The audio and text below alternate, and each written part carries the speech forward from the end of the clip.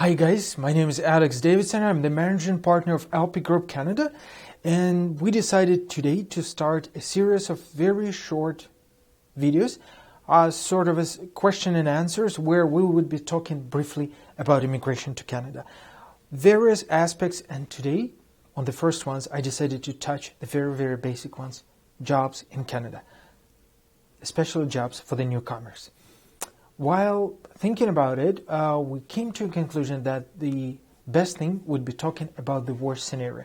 What if you're coming to Canada, you have absolutely no idea how to find a job, what to do in here, and say we decided to talk about McDonald's, right? So the worst case scenario, you're a young couple coming to Canada, cannot find absolutely anything, which is probably impossible, but still, imagine that worst scenario. So while driving through the drive-thru in McDonald's a couple of days ago, I just decided to ask a guy like how much he is making per hour. Here in Toronto, he said he is making 13. So take something worse. Take $12 per hour, which is very close to the minimum wage. So imagine for a second that you're coming, as I said, you're a couple, husband and a wife, and you decided that it's time for you to start the new job and let it be McDonald's. So you're working at McDonald's or Tim Hortons and you're making $12 per hour each. Over the 40 hours working week,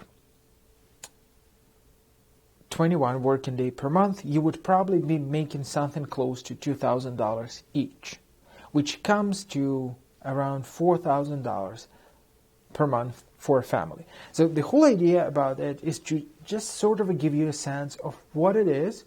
If you're working in the lowest paid job in Canada, how could you survive? So I made a sort of a breakthrough in my mind and decided just to give it to you. So as I said, $4,000 per month, out of which, say, about $700 would be, or $600 would go to taxes.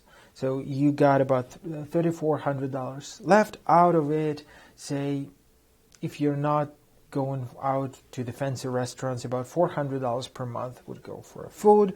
About $1,000 would allow you to rent a pretty decent apartment here in Toronto. In other cities or towns it would be cheaper, but we're talking about Toronto. So you say you got about $2,000 left, out of which $250 would go for transportation.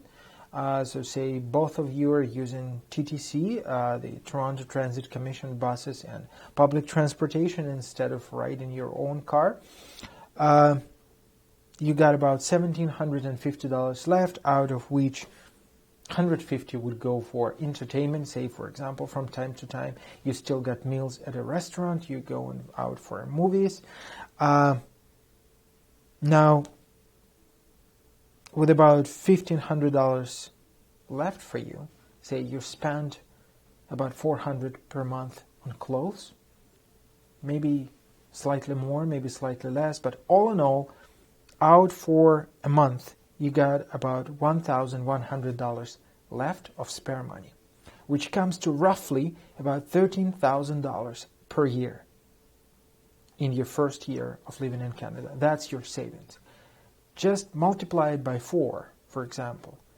For 4 years, your first 4 years in Canada, which give you about $52,000 of savings in your own bank account, which could easily give you the needed 20% of a down payment to pay for your first apartment in Canada. Well, we're not talking about the fancy house, of course. We're not talking about the fancy condominium somewhere in downtown of Toronto, but that would still be a pretty decent apartment in a pretty safe area, which would allow you to live safely and peacefully. And your monthly payment, your mortgage, would probably be something close to the same $1,000 which you paid for rent. Not bad at all.